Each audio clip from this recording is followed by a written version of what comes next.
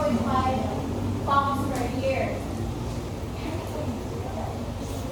So, during ako is every year, ang bata is napupuog kuan 2 inches ilang height, and ilang weight is 6.5 pounds. Then sleep body changes is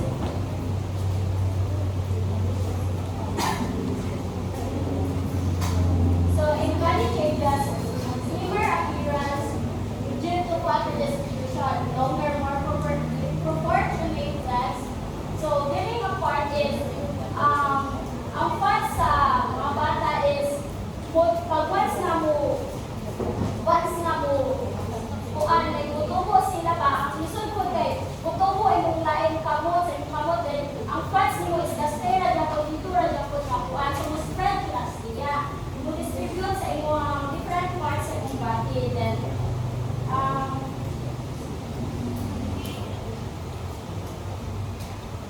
so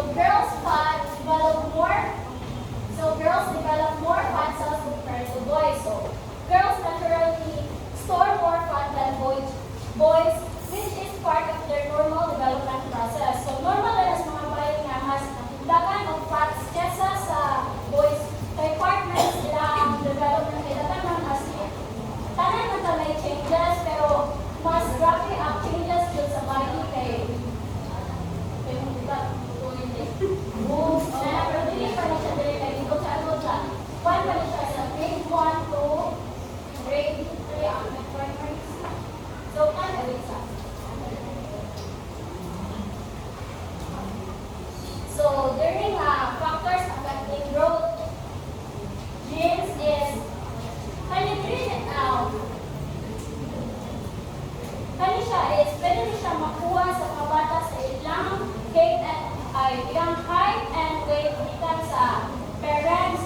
So if imong parents is kuan, imong mama is taas, so possible jud nga ikaw nga bata is mahimo ka taas, then imong papa depende na jud asa jud ka maliwat, depende kay kung gusto na tubo imong mama, kaya akong mama is taas, pero akong papa is gamay, so naliwat ko sa akong papa kay gusto na kay tubo akong papa muling gamay ko mapagabayin sa taas.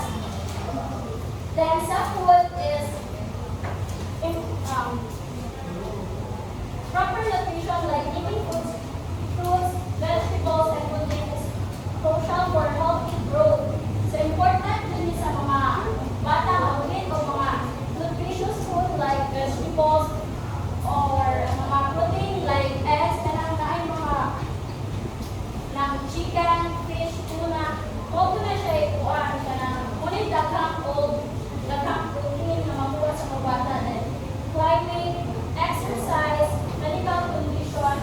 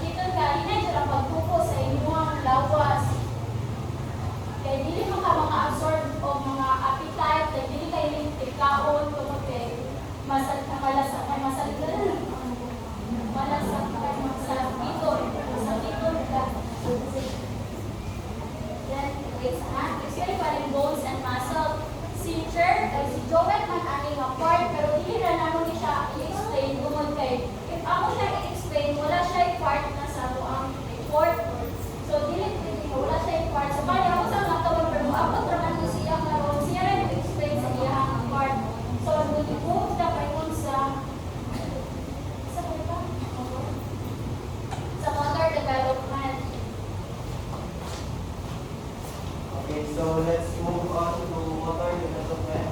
Motor development refers to the process through which individuals gain and refine the ability to control and coordinate their body movements. It begins in infancy and continues throughout life. It passing both gross motor skills, large movements like walking or jumping, and fine motor skills, motor-sized movement like riding or walking. Motor development is kung siya ay mga ability sa bata, like movement sa bata.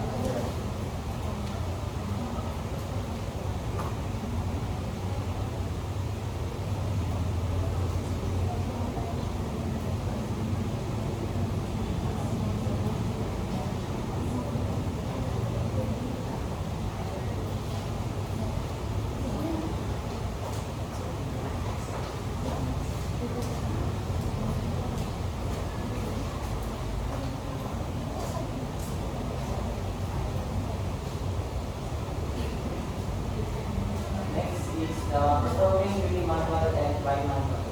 So unimanual refers to the activities or tasks that involve the use of only one hand, while bimanual refers to the activities or tasks that require the use of both hands working together. So unimanual is using one hand like writing or eating, while bimanual is refers to the activities that require both hands working together. So, for example, on this is tying your shoelace. Next is we have the motor development skills, include coordination, balance, speed, and power. So, coordination is a process of movements organized and team to occur in particular way to bring about a particular result. While balance is the ability to maintain the equilibrium or stability of his or her body's current position. Next is, in balance there are two types of it, the static and the dynamic. The static balance is the ability to maintain equilibrium in a fixed position, while the dynamic balance is the ability to maintain equilibrium while moving. Next is speed, the ability to cover a great distance in the shortest possible time. Agility is one's ability to quickly change or shift the direction of the body. And lastly is the power. Power is the ability to perform a maximum effort in the shortest possible duration. So these motor skills like magamit niya siya in particular like sports or recreation. Like in coordination is coordinate ko ka, like for example playing a volleyball sports, diba? Kay ang volleyball kay mag-focus ka sa hula. Balance is pag-bali mo is different positions. And speed is the ability of the distance. So for example like volleyball. So, kailangan ko na yung speed is pagod in time ko siya. While the agility is one of the things to quickly change or change the direction of the body. Kung asa kung wala dapat yun, move ka or add for your kaya yung mga ang wala. Power is so, like for example, ako yung volleyball. So once nakita mo yung spine, kailangan ko na yung power for para sa imong kontra para mapatas sila. So all these motor skills are vital in performing different activities, games, and sports, like what I said earlier. Development of these skills may tell the difference between success and failure in the future. Large-scale body movements are key to stage. Most of the time, boys develop more skills like faster than girls. Except for skills involving balance and precise movement. Kapatay mo sa mga boys kay mas husgan sila compared to girls. Now let's move on to fine motor skill and gross motor skill. Fine motor skills are the ability small muscles in the hands, fingers, and wrist. To perform precise movement, these skills are needed for tasks like writing, bottling, a shirt, drying shoelace, or engaging muscles. While those motor skills are the abilities that involve using large muscle groups to perform movements like walking, running, and jumping. These skills help with everyday activities such as climbing stairs, playing sports, or even maintaining balance and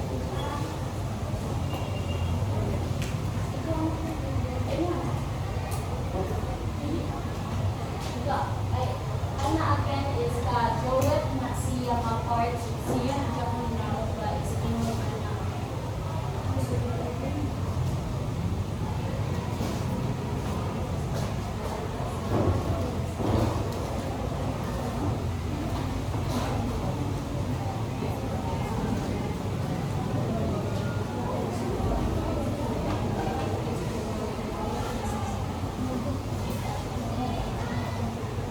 So, childhood observation. Malnutrition is a major health issue in the Philippines. It significantly affects children's physical and mental development. So, if kulay sa nutrition ang bata, is maapektuhan nilang brain and ilang gawas like heart, diwang sila, yawon na pagkabata. So, poverty is the main cause of malnutrition. Many Filipino children cannot access the nutrients and energy their growing bodies need. Tungkol sa kalisod or kakubrihon, wala sila ikapalit o mga healthy foods like mga vitamins, wala sila mga yan. Diba, mas dagat karon din sa Philippines, sa Philippines na parehan sa Manila, diba na yung mga squatter, kabantay mo sa Manila. Wala, so kabantay mo, makita mo po na siya sa TV. So dagang mga bata, kulang o mga nutritious food, mga media food.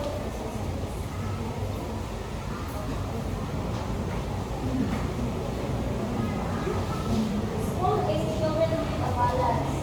Their meals should include vitamins, minerals, protein, common foods, vegetables, and other healthy foods.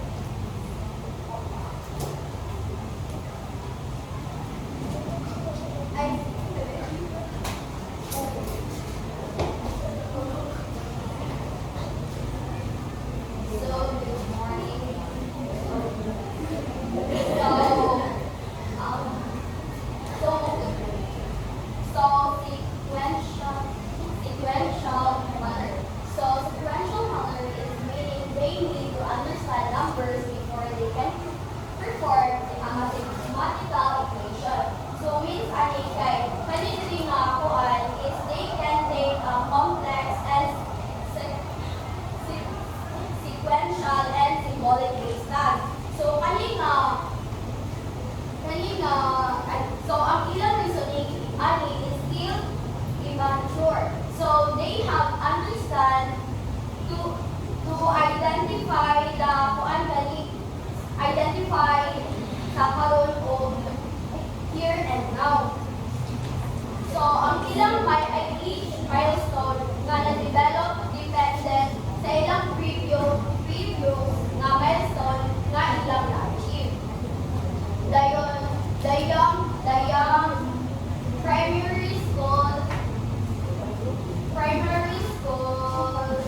age children kay makatel na sila left from right. So their ability to speak, then maka-express na ito sa ilang sound, then they develop rapidly. So, kani sila is during mag-play speak ang mga children kay they use words and language sa ilang kanong gigamit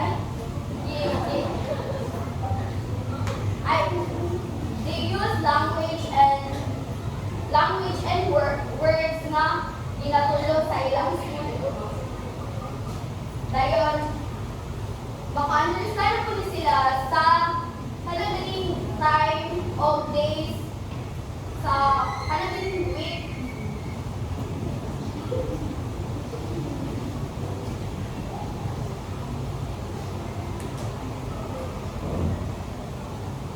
Then kani kay mag-learn na po sila og letters of word. So by 6 kailangan na sila kabalo mo read of words of combination of words.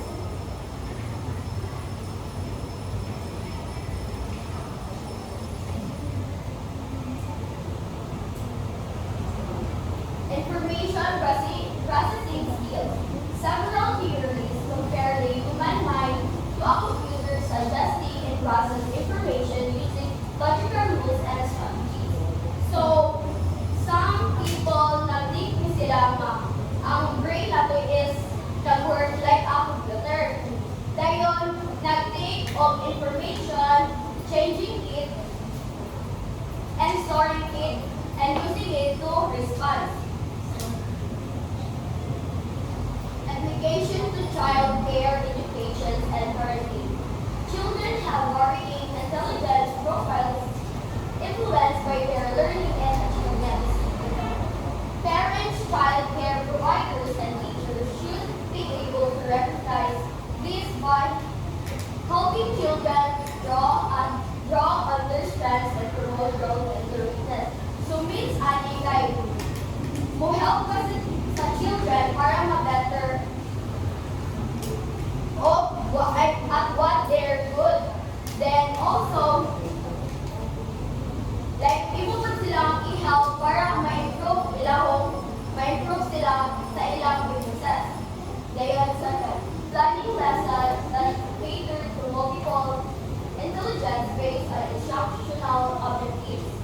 So, means ani is mag-create taong lesson that help kids to learn in different ways, like through music, arts, or movement, words that sure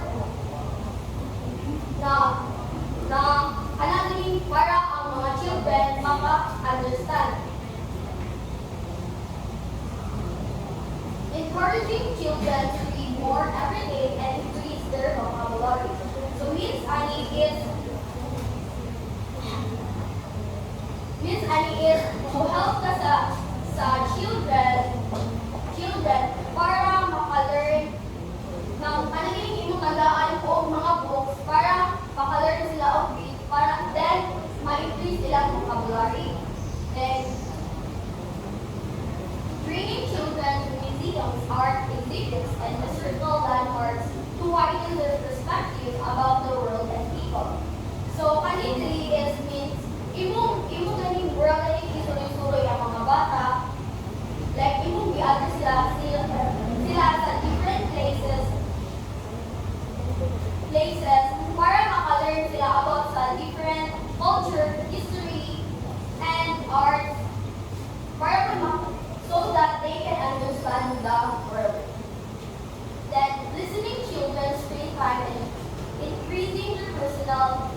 face-to-face interaction.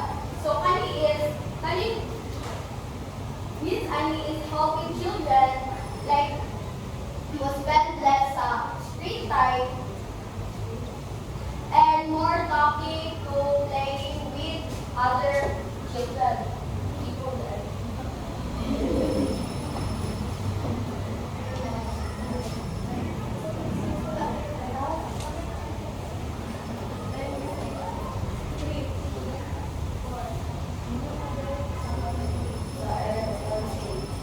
So kami sunod, it's already time naman, so proceed ka by next meeting. Pero pagka Monday, basta na tayo kung kailan A, kung katong days. So prepare na lang mo, and then basta by Wednesday sila makaproceed sa inyong recording. So make sure na lang sa pagka next week, ma-report na nila ha.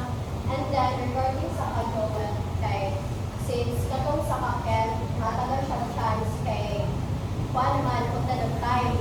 But sa kajawet, since part of the siya karon, pero maas pa ko naman ito. Makaproceed ka ba siya by next meeting since taas-taas ka naman inyong report. So, ma-update lang po if kung proceed pa ba siya or katagan na siya biya ang special na punta.